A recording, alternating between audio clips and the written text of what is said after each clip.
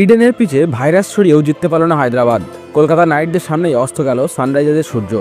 Virus বলে Kolkata wicket পড়লেও ৮০ রানের ব্যাপক জয় পেল কেকেআর। কি সেই ভাইরাস জানুন এই ভিডিওতে, আর সেই সম্বন্ধে কি বললেন কেকেআর ক্যাপ্টেন আজিঙ্কা রাহানে জানতে হলে ভিডিওটি অবশ্যই শেষ অবধি দেখুন। তবে আপনি যদি কেকেআর একজন ভক্ত হয়ে থাকেন তবে ভিডিওতে একটু লাইক করে দেবেন।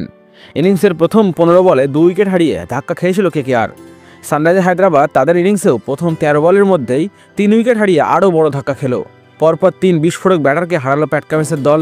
তাতে নির্ধারিত হয়ে গেল বৃহস্পতিবার ইডেনে কলকাতা ও হায়দ্রাবাদের ম্যাচের ফল।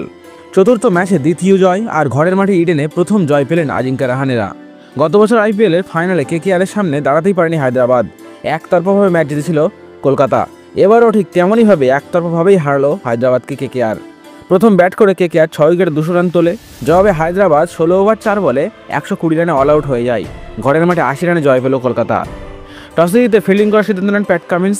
কেন যে তারা এই ম্যাচেও আগে ব্যাট করলেন না তা ভাবার বিষয়। প্রথম ৩ ওভারের মধ্যে কেকেআর ২ উইকেট হারালেও রাহানে ও অঙ্কুরিক্স রঘুবংশীর জুটিতে ১০০ রান পার করে কেকেআর। ৫০ করেন রঘুবংশী।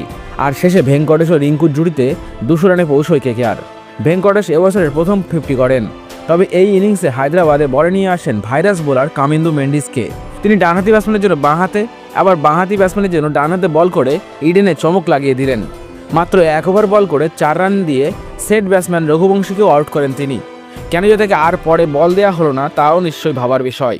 ২০১ রান চেস করতে নেমে হায়দ্রাবাদের ব্যাটিং লাইন আপ তাসের ঘরের মতো ভেঙে যায়। যে দল এবছর ৩০০ রান তুলবে ভেবেছিল সবাই, সেই দল পরপর ৩ ম্যাচে ২০০ রান করতেও ব্যর্থ হলো। এদিন ১২০ রানে অল আউট হায়দ্রাবাদ। হারের পর দলের মালিক কাবি আমারানের মুখটা ছিল দেখার মতন। তিনি বোধহয় ভাবতেই পারছিলেন না যে তার দল এমন কিভাবে অল আউট হয়ে গেল। এদিন কলকাতার সবচেয়ে সফল বোলার বৈভব আরোরা ৪ ওভারের মধ্যে ১ ওভার মেডেন দেন তিনি, নেন ৩টে উইকেট, সেজন্য ম্যাচে সেরাও হন তিনি। দলের জয়ের পর রাহানে স্বীকার করে নিয়েছেন ইডেনের ২২ গজে ২০০ রান হবে তিনি ভাবেননি। তিনি বলেছেন, প্রাথমিকভাবে আমাদের মনে হয়েছিল এই পিচে ১৭০-৮০ রান বেশ ভালো রান হবে। একটু মন্থর ছিল পিচটা, বিশেষ করে স্পিনারদের বল থমকে ব্যাটে আসছিল। তবে আমাদের ব্যাটসম্যান ও বোলাররা সবাই ভালো পারফর্ম করেছে। তো বন্ধুরা, আপনাদের কেমন লাগলো কেকেআরের এই জয়? আপনার মতামত কমেন্ট করে জানান আমাদের। আর কেকেআর সম্বন্ধিত সমস্ত আপডেট পেতে আমাদের চ্যানেলটি সাবস্ক্রাইব করতে ভুলবেন না।